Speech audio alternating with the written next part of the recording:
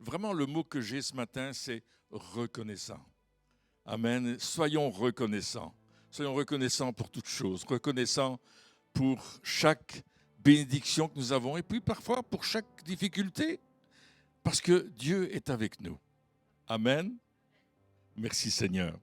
Alors, j'aimerais vous parler, là j'ai 15 pages de notes, mais je ne vais pas les faire toutes les 15. Mais vous savez, quand j'écris, moi j'écris. Et puis je reviens sur mes écrits, puis j'en rajoute, et c'est comme ça. Alors, je vois cette gloire de Dieu qui est là ce matin. Et je me rappelle un voyage que j'avais fait en Nouvelle-Calédonie. Vous savez, c'est là-bas dans les îles. Et il faisait chaud comme ici. Passé 43, 44 degrés. Et le soir, c'était pire encore. Et on était dans une salle où il y avait 1000 personnes au moins dans cette salle du plus gros hôtel de la ville, salle des fêtes. Et je me suis dit à un certain moment, oh, ils n'ont pas mis la clim. Alors je suis sorti et quand j'étais dehors, j'ai dit si je rentre, ils ont mis la clim. Il faisait tellement chaud dehors. Et il y avait cette gloire de Dieu qui était là, à tel point que la présence du Saint-Esprit était tellement forte qu'il y avait des conversions chaque soir, des guérisons, il y avait toutes sortes de manifestations, il y avait de l'or, il y avait de l'huile, il y avait des gens qui tout d'un coup étaient saisis par le Saint-Esprit. Les hommes politiques sont venus nous voir et ils nous ont demandé, mais qui êtes-vous? On dit, nous, on n'est personne, sinon des enfants de Dieu. Il dit, qui c'est qui vous paye pour venir ici? Alors on dit, on a payé nos billets nous-mêmes. Il dit, mais je ne comprends pas. Vous faites quoi? Il dit, on est venu là pour annoncer l'Évangile. Simplement pour que la gloire de Dieu se répande sur cette île. Et les hommes politiques disaient, à un certain moment, ils nous disaient, mais c'est pas possible ce que vous faites. Nous, on n'est pas capable de réunir les Kanaks plus qu'un jour. La population s'appelle les Kanaks. C'est une île française, ou en tout cas qui appartenait à la France. Et là, je crois qu'ils sont indépendants, mais il dit, waouh, mais on ne comprend pas. Comment vous faites? Il dit, c'est pas nous, c'est le Saint-Esprit. Il dit, mais il y a 1000 personnes là. Comment vous faites pour les avoir? Ils viennent d'où? Il dit, mais ils viennent des îles, ils viennent d'ici, il y a plein de petites îles autour, ils sont là. Et on avait fait une semaine de campagne comme ça. Et puis, une partie de notre équipe est partie sur l'Australie, qui est juste à côté, enfin à côté, façon de parler, qui est juste à côté, on n'y va pas à la nage quand même. Mais, et puis nous, on devait visiter les îles. Et puis moi, dans ma tête, je dis, je ne suis pas d'accord d'aller visiter les îles, il y a quelque chose ici, on va rester ici, on va continuer. Et pendant toute une fin de semaine, encore plus je pense, je ne me souviens plus exactement les jours, on a continué les rencontres. Et 2 hommes politiques sont venus nous voir, 2 autres, et ils ont voulu parler avec nous. Alors il restait une partie de l'équipe, il y avait Donald Lee, qui est un Américain, un Chinois américain. Alors ce n'est pas un petit Chinois, c'est un grand, il fait 2 mètres, et il était là. Il y avait d'autres personnes, 2 personnes de France, moi-même, et je pense qu'il y avait mon claviériste qui était là aussi. Et puis à un certain moment, l'homme politique me dit, mais on aimerait réussir nos élections. Il y avait des élections, mais nous ne sommes même pas au courant de ça. Et le frère américain me dit, dis-lui que s'il met Jésus au centre de ces élections, il va gagner. Donc je lui dis. Alors l'homme, il dit, waouh!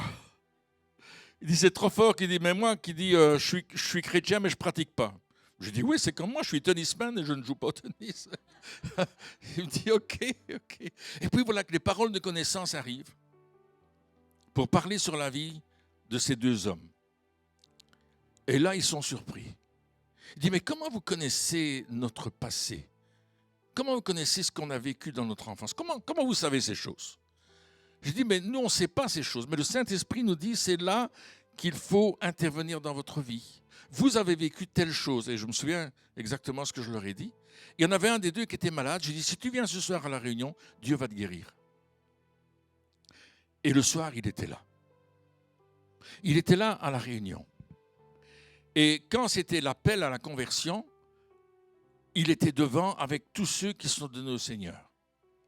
Et je me souviens de Donald Lee qui était assis sur le côté. Il me dit, Pierre, Toi, tu ne vas pas de main morte, hein, tu les fais avancer maintenant, tu les fais venir, vraiment, tu les pièges. Il dit non, je ne les piège pas. C'est le Saint-Esprit qui les amène. Et l'homme a été guéri, il a arrêté la politique et il a commencé de témoigner de ce que Jésus faisait dans sa vie. Il est allé partout dans l'île pour dire, voilà ce que Jésus a fait dans ma vie. Transformé, guéri, délivré. C'est Dieu qui l'avait fait. Et nous, on était spectateurs. Voyez-vous, il y a quelque temps, on a fêté la Pentecôte. Et la Pentecôte, c'est quelque chose d'extraordinaire parce qu'à la Pentecôte, on a assisté à la naissance de l'Église. L'Église était sur le cœur de Dieu de toute éternité. C'était le mystère caché de toute éternité dont Paul nous parle dans Éphésiens, Philippiens, Colossiens, etc. Il nous parle de ce mystère caché, de la révélation de ce mystère. Dieu a tout d'un coup fait naître l'Église. Pourquoi? Eh bien, pour avoir un impact dans le monde. Et il a dit, vous recevrez le Saint-Esprit et vous serez mes témoins à Jérusalem, en Judée, en Samarie, jusqu'aux extrémités de la terre. Et là, il est en train de dire quelque chose d'incroyable aux disciples de l'époque. Parce qu'un juif n'allait pas parler aux non-juifs, ils n'allaient pas aller vers les païens. Il fallait un miracle pour cela. Et le miracle, c'était la puissance du Saint-Esprit. Et dès le commencement, Dieu annonce la fin. C'est-à-dire qu'il a dit aux disciples, vous allez aller jusqu'aux extrémités de la terre. L'évangile va être prêché jusqu'au bout du monde, jusqu'au bout du chemin, et rien ne va empêcher la puissance de l'évangile de se déplacer jusqu'aux extrémités du monde. Et c'est ce que Dieu a fait durant les siècles qui ont passé. Les premiers apôtres sont partis, il y en a qui sont allés en Inde, il y en a qui sont venus en Europe, qui ont voyagé partout et qui ont commencé à proclamer le royaume de Dieu. Ils ont commencé à prendre leur bâton de pèlerin et à aller de village en village, de ville en ville, parce que Dieu avait dit d'aller. Il ne leur avait pas dit de revenir. Hello, vous êtes là? Et Dieu dit la même chose à son peuple aujourd'hui. Nous devons aller de par le monde. Alors aujourd'hui, on a plus facile, n'est-ce pas? On prend l'avion, le train, le bateau, la bicyclette, la moto, et on va. On peut revenir si on a de l'essence. Si on a un vélo, c'est plus facile. Il n'y a pas de danger. Mais on a vécu cette naissance de l'Église et la venue du Saint-Esprit, j'ai mis dans mes notes, change la donne de l'époque. Et aujourd'hui encore, il y a des choses que nous devons retenir de la présence du Saint-Esprit dans le corps de Christ. La première chose, c'est que nous sommes le temple du Saint-Esprit. Je ne dis pas tu es tout seul le temple du Saint-Esprit, tu l'es. Mais j'aimerais parler de ce qui est communautaire. Souvent, il y a des gens aujourd'hui qui se séparent de l'Église. Des personnes qui trouvent un moyen de dire qu'il ne faut plus venir dans une communauté ou une église pour différentes raisons. Et je ne vais pas énumérer ces raisons. Mais ils ne sont pas en accord avec la parole de Dieu. Parce que la parole de Dieu dit que nous sommes le temple du Saint-Esprit. Le Saint-Esprit à la Pentecôte n'est pas descendu sur une personne, mais il est descendu sur 120 personnes, et peut-être même plus. Il est descendu sur la place publique. Pourquoi? Parce que ces 120 sont sortis ensemble sur la place publique. Vous comprenez ce que je suis en train de dire? La puissance du Saint-Esprit est venue sur eux.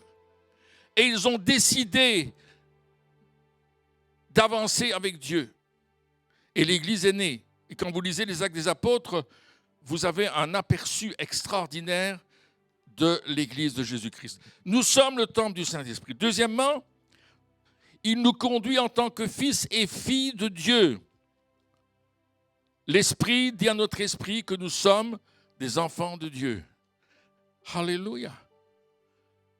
Et remarquez que dans le texte de Romains 8, du verset 14, c'est écrit au pluriel.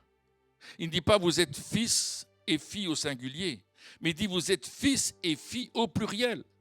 Encore une fois, c'est ensemble que nous le sommes, communautairement. Troisièmement, nous avons les dons du Saint-Esprit, 1 Corinthiens 12, qui sont là pour l'utilité commune. Waouh, commune, ça veut dire ensemble. Ça veut dire les uns avec les autres. Tu ne joues pas au don du Saint-Esprit en disant, moi j'ai tel don, toi tu ne l'as pas. Non, c'est pour l'utilité commune, c'est pour que ça fonctionne entre nous. Et nous ne pouvons pas tous être des Pierre ou des Nino ou des Blaise ou des Serge. Mais nous pouvons être des complémentaires en ayant les dons que Dieu nous a donnés. Et vous avez besoin de pratiquer ces dons. Amen. J'ai un peu difficile parce que je pense en anglais, je parle en français. C'est difficile, excusez-moi. C'est vraiment compliqué. Nous produisons le fruit de l'esprit. Le fruit de l'esprit, il est produit encore en nous pour que d'autres puissent le manger. Alléluia. Il y a des gens qui sont plus paix que les autres. Ils vont t'apporter la paix. Il y a des gens qui ont le fruit de la foi. Tu as besoin de la foi, tu vas trouver le frère qui a la foi, dit « Hey, je peux manger de ton fruit, là j'en ai besoin. » On mange le fruit de la foi. Vous comprenez l'image que je suis en train de donner? Chacun, on a des fruits, et ces fruits, on va les communiquer à ceux qui sont autour de nous. Le fruit de l'esprit, on produit le fruit de l'esprit. Produisez du bon fruit, Galates 5, 22. Le Saint-Esprit nous inspire quoi prier? Romains 8, 26, je le reprendrai après. Quand tu ne sais pas quoi dire, le Saint-Esprit te dit quoi dire. Tout d'un coup, tu pries, et puis tu ne sais plus quoi dire. Alors, soit que tu replonges dans la Bible pour lire quelque chose, soit que tu lis un texte que tu as déjà prévu, et puis d'un coup, le Saint-Esprit dit, oui, c'est ça qu'il faut prier. Oh! Et tu dis, là, tu es fier de toi parce que tu as trouvé une nouvelle idée. Mais en fait, c'est le Saint-Esprit qui l'a inspiré. Amen. Il y a quelqu'un qui a le téléphone qui sonne là. Sixièmement, il nous fait voir les lieux célestes pour recevoir des rêves, des visions et des paroles prophétiques. Joël 2, 28 et Actes 2, 17. C'est ça notre communion avec le Saint-Esprit. Si j'ai un rêve, que Dieu me donne un rêve, la première personne concernée, ça va être moi. Nous sommes d'accord. Mais n'arrêtons pas seulement à qu'est-ce que Dieu veut me dire, mais allons plus loin en disant qu'est-ce que Dieu veut nous dire. Parfois, les rêves que Dieu te donne, ce n'est pas seulement pour toi tout seul, mais c'est pour d'autres. Les visions. Dieu te donne des visions. Et la vision, c'est pour aller dans une direction, atteindre un but. La vision va te faire atteindre un but. Vous comprenez? La vision, c'est toujours une direction que Dieu te donne pour quelque chose. Ce n'est pas une finalité. La finalité, c'est quand tu seras au ciel. Mais la vision, elle se renouvelle. Alléluia.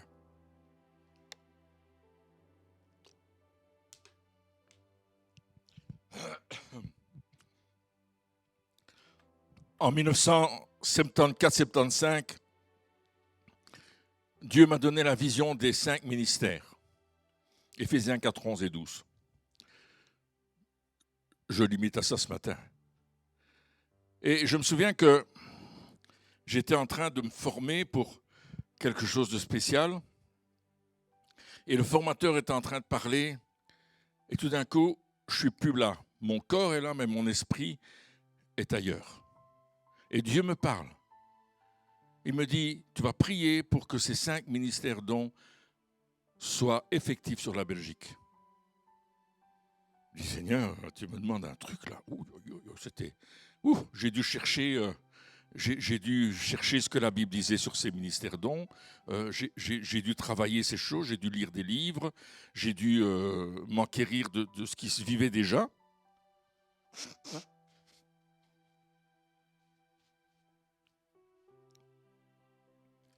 C'était beaucoup de choses. Mais j'ai commencé à prier, ne sachant pas où j'allais dans la vision. Et puis, quelques années plus tard, fin des années 79, vers 80, il y a des ministères qui sont venus d'un autre pays et qui vivaient les équipes de 5 ministères. Waouh! Alors j'ai sauté à pieds joints dans le truc. Je me suis dit, moi je veux savoir comment est-ce qu'ils vivent ça. Et puis voilà, il y avait des hommes de Dieu comme Tony Morton, Arthur Wallis, enfin, tous ces gens-là. C'est des anglophones, des Anglais d'Angleterre. Les Anglais d'Angleterre. Hein. Et j'ai appris des choses. Je suis collé à eux, j'ai écouté, j'ai dit, Seigneur, il faut que tu m'apprennes.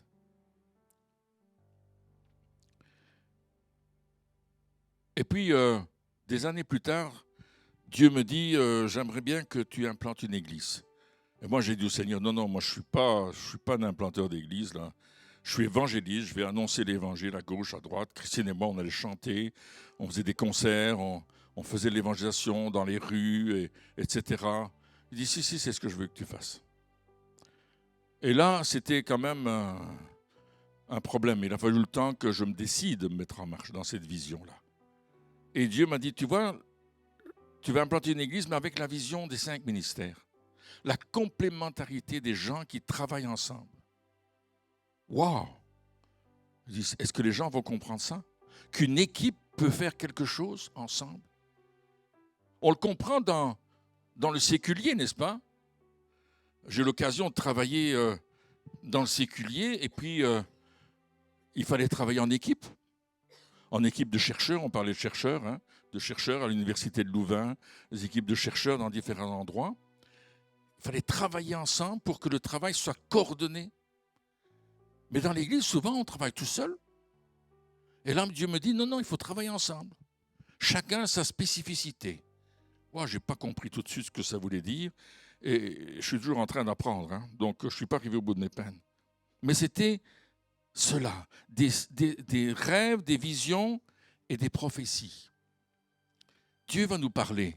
Dieu parle prophétiquement. Il parle prophétiquement à chaque enfant de Dieu.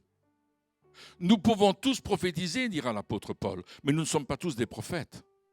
Vous comprenez la différence?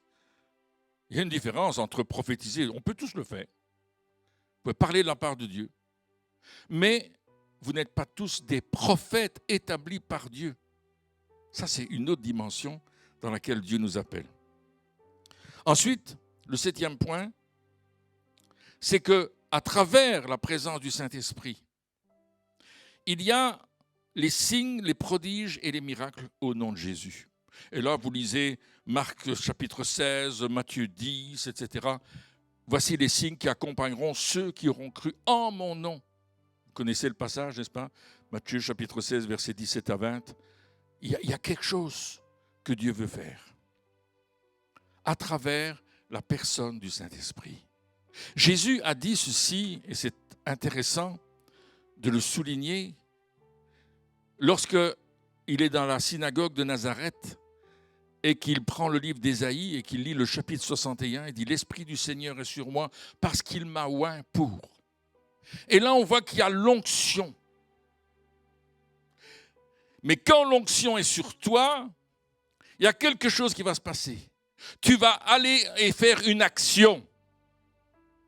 Parce que la 3e chose, c'est qu'il y aura dans ton cœur la passion. Vous comprenez? Et la passion va déterminer aussi ton désir de servir Dieu, quel que soit le prix. Et Paul dira dans 2 Timothée, je sers déjà de libation. C'est-à-dire qu'il est déjà une offrande. La libation, c'était du vin qu'on répandait lors du sacrifice. Il dit, je sers déjà, ma vie sert déjà de libation. Pour moi, vivre, c'est Christ. Mais il dit, la mort m'est un gain. Wouh! Alléluia!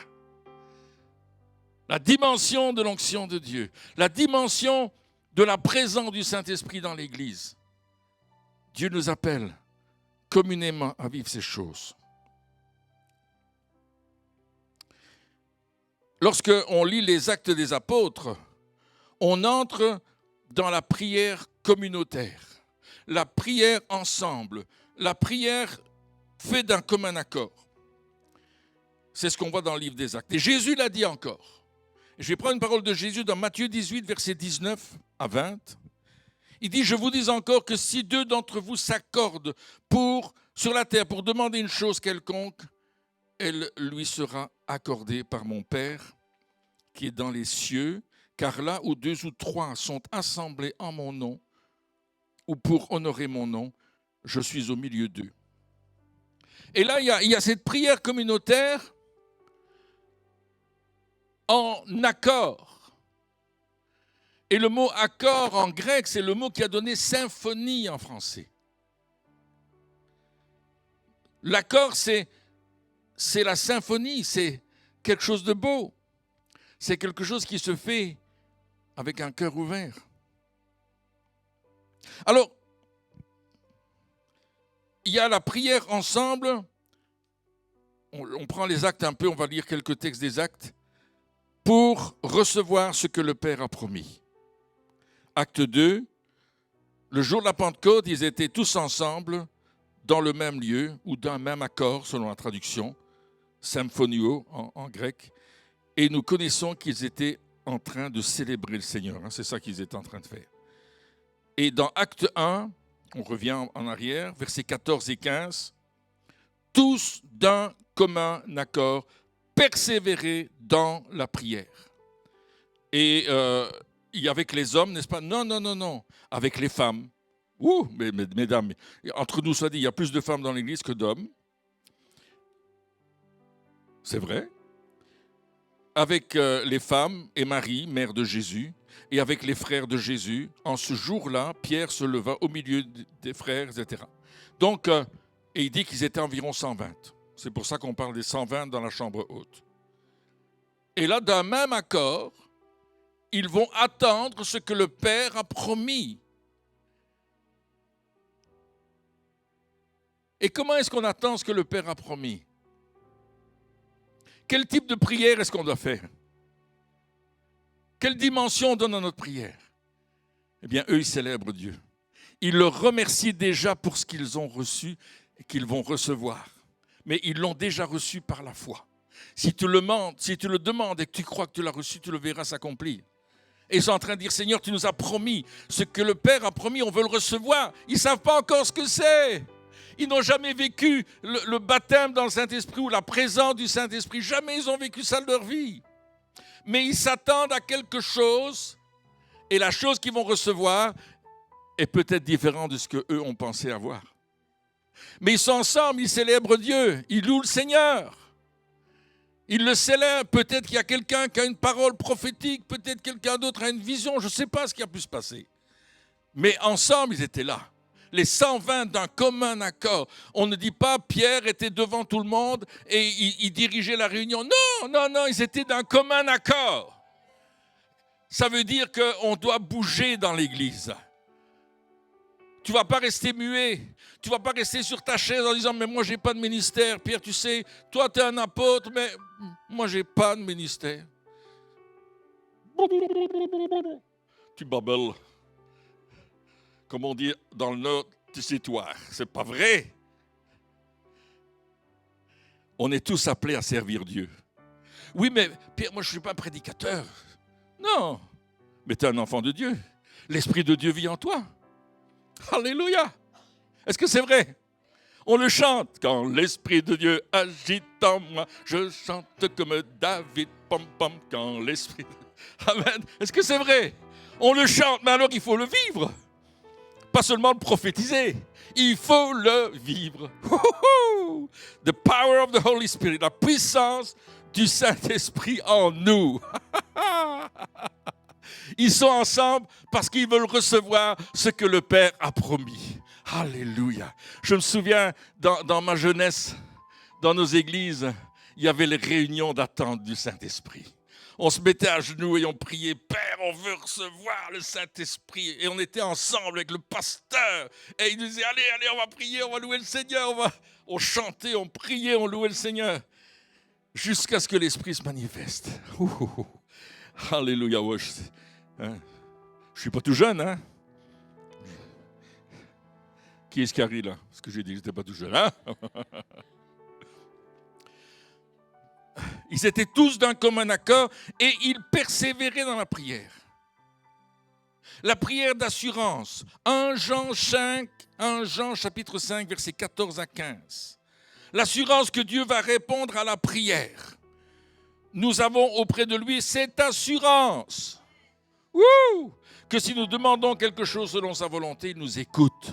Oh, merci Seigneur, tu nous écoutes. Je suis fier de toi. Alléluia.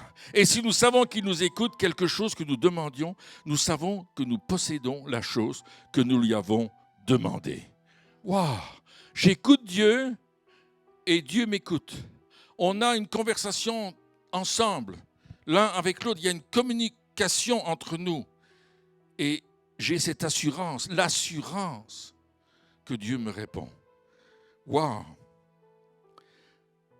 Dans Acte 12, verset 5, vous savez que Pierre est en prison.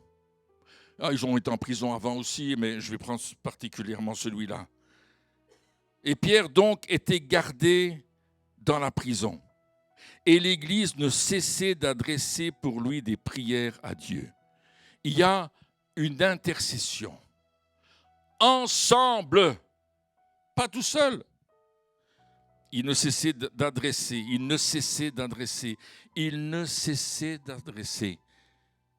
Le mot stop n'existe pas dans la prière. Tu continues, tu persévères, ensemble. Oui, mais moi, Pierre, je ne sais pas parler. Hein. Quand je prie, là, tu sais... Mais tu peux dire quelque chose.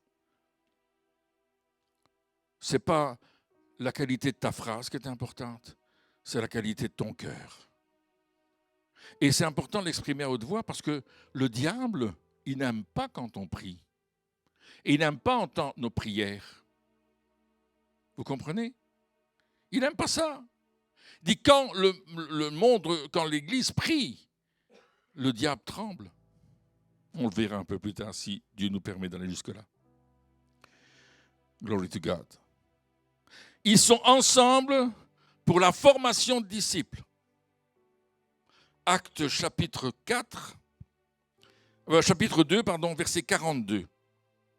Ils persévéraient, soulignons le mot persévérer, dans l'enseignement des apôtres, dans la communion fraternelle, dans la fraction du pain, dans les prières, ensemble. Ils sont dans l'enseignement, ensemble dans la communion, ensemble dans la fraction du pain, ensemble dans les prières. Ça se passait dans les maisons.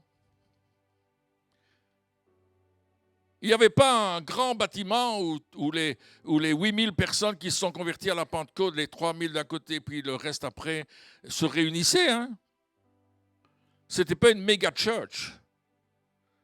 C'était des églises de maison où ils étaient ensemble pour prier, pour s'accorder en prière. Et là où 2 ou 3,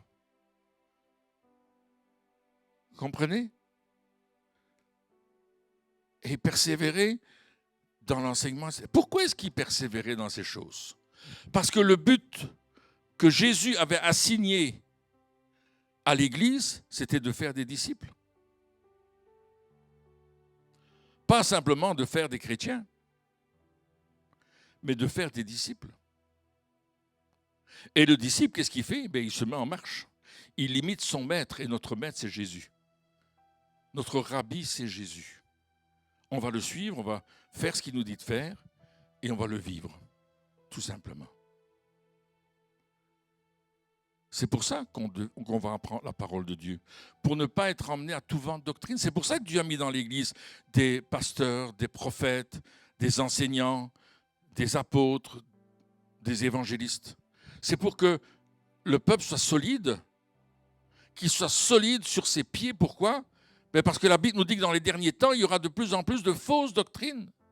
Il y aura de plus en plus de faux docteurs qui vont venir et qui vont vous dire surtout ne crois pas ces choses. Surtout ne va pas à l'église. Surtout n'écoute pas ton pasteur. Surtout ne donne pas ta dîme et tes offrandes. Surtout ne participe pas au repas du Seigneur. Il y a des fausses doctrines qui sont là.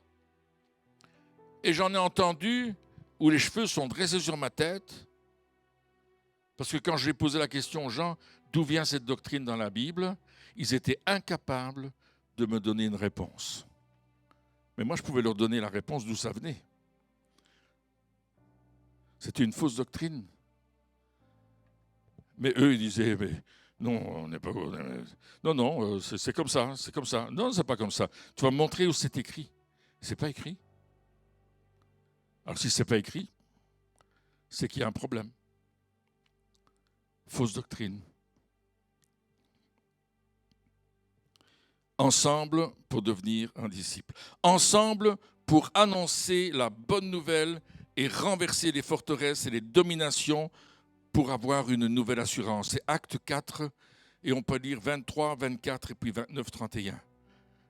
Ils ont été relâchés de prison, vous avez dit, ils ont été en prison parce qu'ils ont guéri le boiteux de naissance. Après avoir été relâchés, ils allèrent vers les leurs et racontèrent tout ce que les principaux sacrificateurs et les anciens leur avaient dit. Lorsqu'ils l'eurent entendu, ils élevèrent à Dieu la voix, tous ensemble, et dirent. Alors là, ils vont dire, et maintenant, Seigneur, vois leurs menaces et donne à tes serviteurs d'annoncer ta parole avec une pleine assurance, en étendant ta main pour qu'ils se fassent des guérisons, des miracles, des prodiges, par le nom de ton saint serviteur Jésus. Quand ils eurent prié, le lieu où ils étaient ensemble trembla. Ils furent tous remplis du Saint-Esprit et ils annonçaient la parole de Dieu avec assurance. Vous aimeriez que le lieu où vous êtes assemblés dans la prière commence à trembler? Que vous entendiez un bruit que vous ne connaissiez pas? Vous aimeriez ça? On faisait une campagne d'évangélisation sous chapiteau. C'était sur la plaine de la commune d'un pâturage. On était toute une équipe de jeunes. On était fâchés parce que les églises s'étaient divisées. Et on dit, Seigneur, nous, on ne veut pas être divisés, on travaille ensemble. Et puis on a mis un chapiteau, enfin 3 chapiteaux l'un dans l'autre, l'un après l'autre. Et chaque soir, il y avait 350 personnes qui venaient. Hello? Dans le borinage. Et les gens venaient dans le chapiteau et ils venaient écouter l'évangile. Et nous, on prêchait. Moi, je n'avais jamais prêché de ma vie. Alors, je ne vous dis pas. C'était très humoristique. D'ailleurs, il y a un pasteur qui a dit des années plus tard, il prêchait n'importe quoi, mais le Saint-Esprit récupérait et les gens se convertissaient. Je peux vous dire que c'est vrai. Un pasteur qui était un docteur en théologie, il a dit, ils annonçaient n'importe quoi, il ne savait pas que j'avais été un de ces jeunes-là. Il dit, et vraiment, Seigneur, rattrapez les paroles. Je dis, gloire à Dieu, ça c'était bon, parce que c'est vrai qu'on prêchait n'importe quoi. Enfin, on prêchait l'évangile, évidemment, mais la manière dont on le faisait était parfois très, très spéciale. Hein. Je finissais mon message et je fais un appel et personne ne s'avance. Alors je dis aux gens, vous êtes une bande de couillons. Vous avez peur de vous avancer. Et les gens sont avancés, ils sont venus devant, ils ont donné leur vie à Jésus. C'est pas comme ça que tu fais un appel, évidemment. Et puis il y a une dame qui m'a dit, mais les pasteurs aujourd'hui, ils ont un drôle de langage. Je dis, oh Seigneur, je ne sais pas si vous avez vécu ça, mais moi je l'ai vécu et c'était historique pour moi. Parce que j'étais là. Mais à un certain moment, on est toute cette bande de jeunes là. Le matin, on avait un culte ensemble sous le chapiteau. On dormait sous le chapiteau. Moi, je rentrais, j'avais une toute petite voiture, je la rentrais dans le chapiteau. Et on dormait dans le chapiteau, on dormait sur les bancs. On dormait sur les bancs, on ne dormait pas sur des matelas. Et le matin, il y a un brave frère des assemblées de frères qui avait compassion de nous. Et tous les matins, ils apportaient un panier avec du pain, la confiture, des choses. Et une bouteille de gouttes pour qu'on se réchauffe. On n'a jamais touché à la goutte, mais tous les matins, il y avait la bouteille de gouttes qui était dans le panier. Alors, tu t'imagines. Et puis, on est en train de prier. Et là, il y avait tous les jeunes convertis, parce qu'il y a eu 80 conversions à la fin de la campagne, mais tous les jeunes qui s'étaient convertis étaient avec nous. Et ils venaient prier avec nous le matin. Et alors, on se dispersait dans le chapiteau, il y avait beaucoup de place, et chacun lisait un passage de la Bible, puis on se rassemblait, chacun partageait ce qu'il avait reçu. Et vous savez, les jeunes, ils nous étonnaient, ils disaient, ouais, j'ai lu ça, et ça m'a vraiment touché, etc. Je dis, waouh, gloire à Dieu. Et à un certain moment, on était en prière et on intercédait. Tout d'un coup, il y a un bruit spécial qui est arrivé. C'était juste là, au milieu de nous. C'était très, très particulier. Ça tremblait. Le sol tremblait. On s'est dit, mais qu'est-ce qui se passe? Alors moi, je dis, mais c'est quoi ce qui nous arrive ici? C'est quoi ce bruit-là? Et je suis sorti pour voir s'il y avait quelque chose dehors, mais il n'y avait rien dehors. J'ai dit, mais qu'est-ce que c'est, Seigneur? Et puis on n'a pas compris, il n'y avait personne pour nous expliquer ce que c'était. Mais après, quand j'ai lu ce texte-là dans les Actes, je dis, ah, le lieu où ils étaient trembla. Waouh! Une nouvelle assurance. Et on a reçu une nouvelle assurance pour annoncer l'évangile. Et je me souviens de cet homme, il était sur un banc. Il y avait plein de gens autour du chapiteau. Au début, les gens nous jetaient des cailloux. Il y en a qui venaient avec des couteaux pour découper la toile. Alors on a dû mettre un service de sécurité autour. Il y en a qui venaient avec des revolvers pour nous tuer parce qu'on les embêtait, on les dérangeait. Il y avait un gars qui était venu avec son flingue et il voulait nous descendre. Mais la bonne chose, c'est que c'est lui qui était descendu par le Saint-Esprit. Il a donné sa vie à Jésus. Alléluia. Ça, c'est ce qui s'est passé. Et j'étais là, je vais m'asseoir à côté d'un homme qui était sur le banc et je parle avec lui. Et cet homme, il avait tué des personnes. Mais il avait aussi ingurgité pas mal de bière. Et il sentait la bière, le tabac. Et je me suis dit, Seigneur, j'ai parlé que Dieu l'aimait, qu'il lui pardonnait ses péchés, etc. C'est un homme qui a fait la guerre en Corée, et il avait vécu des choses difficiles. Et alors on parlait ensemble. Et puis il ne voulait absolument pas accepter le pardon de Dieu. C'était trop dur pour lui, et c'était trop difficile. Mais j'ai prié avec lui. Et puis je suis parti, je suis rentré dans la tente, et puis mes amis avec qui je travaillais disent, Pierre, tu sens la bière, tu as été boire quelque part, mais tu sens mauvais. Je dis, mais non, je parle avec un monsieur là. Il dit, ah bon? Et puis ce soir-là, il y avait un pasteur qui était venu prêcher. On n'a pas eu beaucoup de pasteurs qui sont venus prêcher, il y en a eu 2 qui sont venus simplement. Une soirée chacun. Et puis, tout d'un coup, l'homme en question traverse la salle. Et il monte sur l'estrade. Il dit, tout ce que j'ai dit à cet homme hier, c'est la vérité. Et il était touché par la gloire de Dieu. Il était touché par l'amour de Dieu. Il a donné son cœur à Jésus. Une nouvelle assurance. Les jeunes qui nous jetaient des cailloux ne voulaient plus nous laisser partir. Je me souviens, je prenais ce jeune sur mes genoux. Et il était un jeune garçon. Et on priait avec eux, etc. Et lui, il était tout le temps dans une situation pas possible. Et je suis rentré à la maison, je vivais chez mes parents. J'ai dit, écoutez, il faut que j'aille prendre une douche. De temps en temps, il fallait prendre une douche. Et puis j'avais des poux. Les enfants avaient des poux. J'ai ramassé des poux. Je dis, tiens, j'ai des habitants dans mes cheveux. Mais ce n'était pas bien grave. Parce que l'important, c'était de toucher des âmes. Entre 70, 70 et 80 conversions qui ont donné leur vie à Jésus. Plusieurs ont fait l'école biblique. Hello? Pour servir le Seigneur. Et il y avait un pasteur qui était le pasteur de pâturage à l'époque de l'église protestante. Et puis son fils avait donné son cœur à Jésus sous le chapiteau. Et il priait avec nous tous les matins quand on priait. Venez nous rejoindre. Et un soir, son père vient voir ce qu'on fait. Parce que les pasteurs avaient peur de ce qu'on faisait. On était tellement extrémistes, dans le bon sens du terme, qu'ils tremblaient. Et puis, c'était son fils qui faisait la prière d'introduction. Et le père est resté là, médusé, en disant « Ah, mais c'est mon fils qui prie devant tout le monde, devant tous ces gens. Je ne savais pas que mon fils priait comme ça. » Alors il n'a rien dit, il s'est retiré sur la pointe des pieds. Il a dit « Mais je vais voir si c'est vrai ce qui se passe. » Et le soir, le presbytère, c'est une grande maison à pâturage. Hein. Je ne sais plus le nom de la rue, mais... Et le soir, c'est une vieille maison aussi. La lumière passe en dessous des portes, enfin voilà. Et le soir, le père va se coucher, il est relativement tard, et le pasteur donc, et il voit la lumière en dessous de la porte de son fils. Et il dit, je vais lui dire qu'il aille dormir.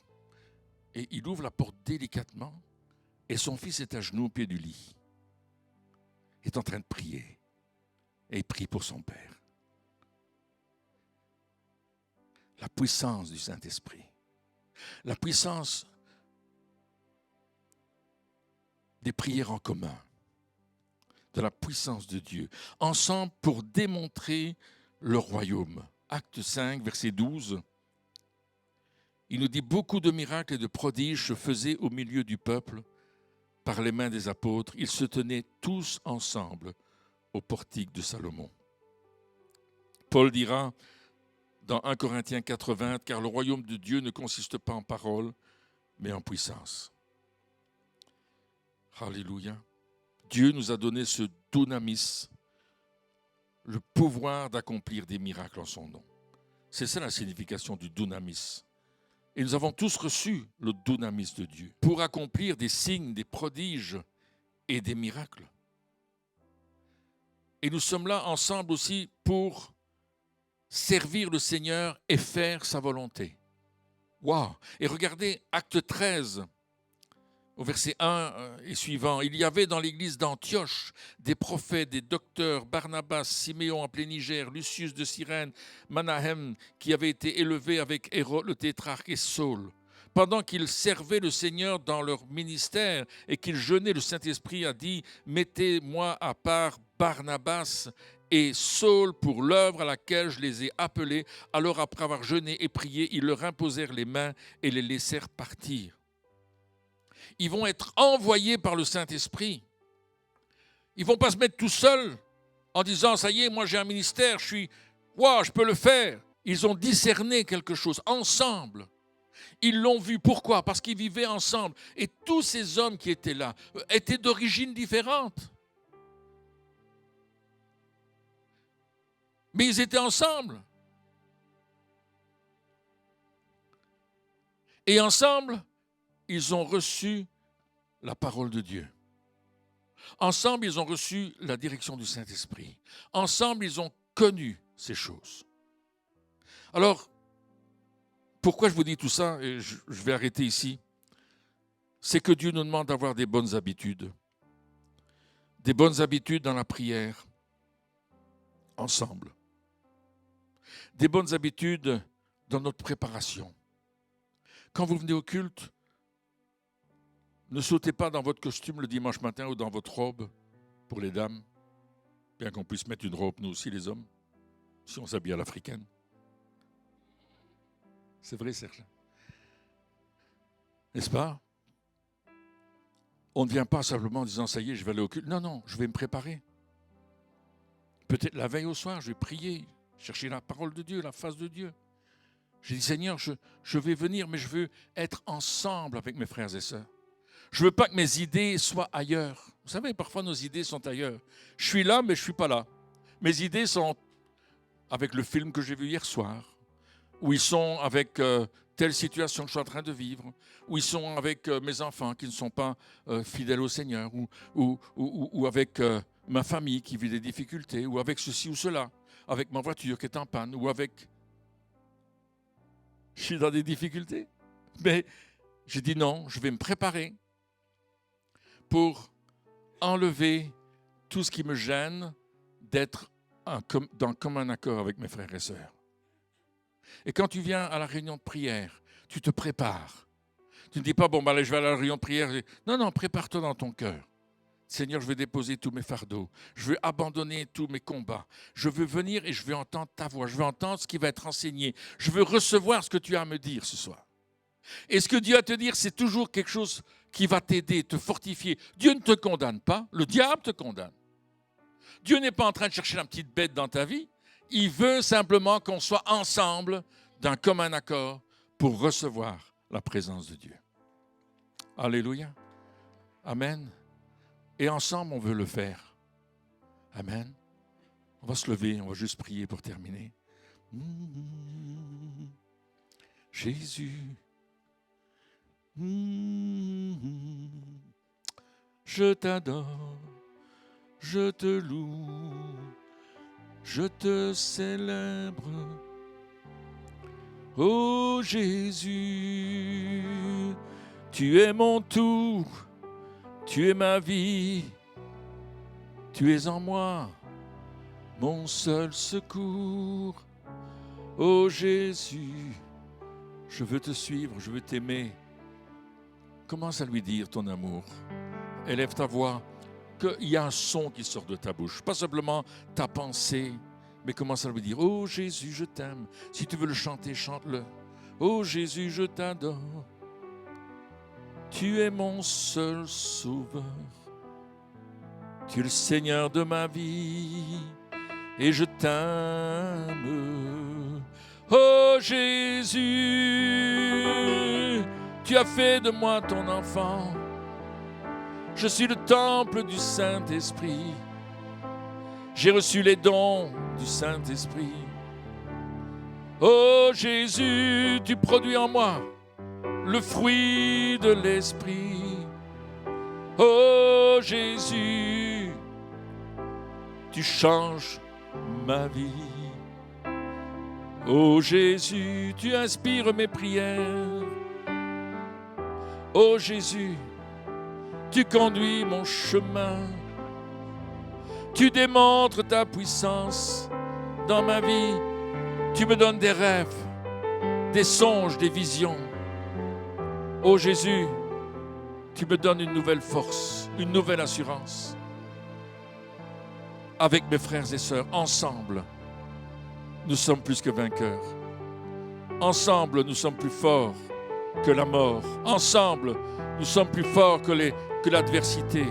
Ensemble, nous sommes plus forts que tout ce que l'ennemi veut faire sur nos vies. Oh Jésus, je t'adore, j'élève ton nom, je proclame ta gloire. Oh Jésus, je suis devant toi, je lève mes mains pour t'adorer. Oh Jésus, tu es merveilleux, tu es tout puissant, tu es mon Dieu. Donnons-nous la main les uns les autres. Si on peut se joindre d'une rangée à une autre, déplacez-vous dans les rangs, donnez-vous la main. Glory to God. Seigneur, je prie que nous soyons ensemble d'un même cœur aujourd'hui. On va rentrer chez nous, mais je veux qu'on soit ensemble. Je veux prier pour que cette unité que nous formons corporellement en nous donnant la main soit vraie aussi dans l'esprit. Que cette unité que nous sommes en train de définir coule avec une puissance nouvelle. Seigneur, je proclame qu'il y aura des signes, des prodiges, des miracles à travers le corps de Christ, à travers l'unité du corps de Christ, à travers l'union des frères et sœurs ensemble, des signes, des prodiges, des miracles. Alléluia. Je proclame des songes, des visions, des paroles prophétiques que tu donnes à ton corps. Seigneur, c'est toi qui le fais. C'est toi qui le fais. Je vais au nom de Jésus m'opposer à toute mauvaise influence, toute personne qui est en désaccord avec la parole de Dieu, toute personne qui est en désaccord avec ce que la Bible enseigne et qui a une mauvaise influence sur les frères et sœurs, qui apporte des fausses doctrines. Je veux les dénoncer au nom de Jésus-Christ. Je veux déclarer que ces doctrines n'ont pas place au milieu de nous. Je veux proclamer que les esprits de tromperie, les esprits de mensonge, les puissances de distraction n'ont pas cours au milieu de nous. Je les brise au nom de Jésus. Je prends cette autorité. Et je prie que nous marchions dans l'unité pour voir ta gloire. Seigneur, donne-nous un cœur uni les uns avec les autres. Tout esprit de division, tout esprit de cessation n'ait aucune place au milieu de nous. J'appelle et je scelle cette unité dans le nom de Jésus. Oh Seigneur, tu touches les frères et sœurs, tu touches la vie de chacun de nous. Maintenant, dans le nom de Jésus.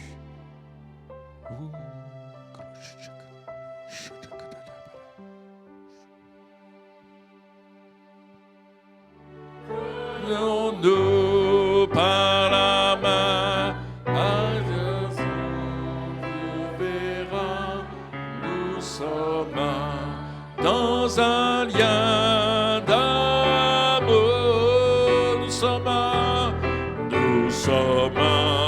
dans un lien d'amour, nous sommes dans un lien d'amour, notre esprit est uni.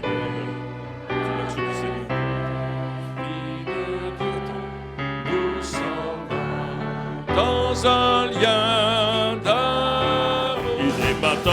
Inématov, la la la la la la la la la la la. Inématov, Inématov, la la la la la la la la la la.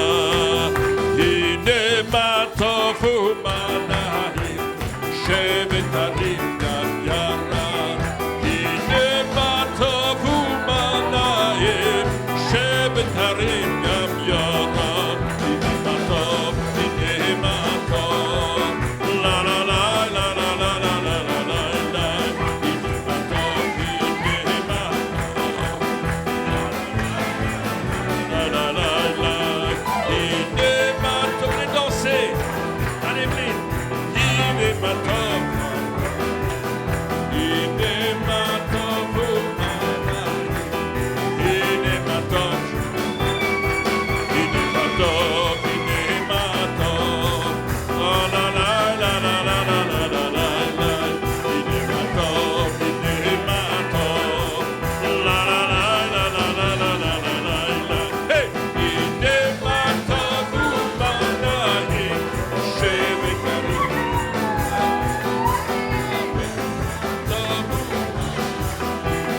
Shevetarim Yara.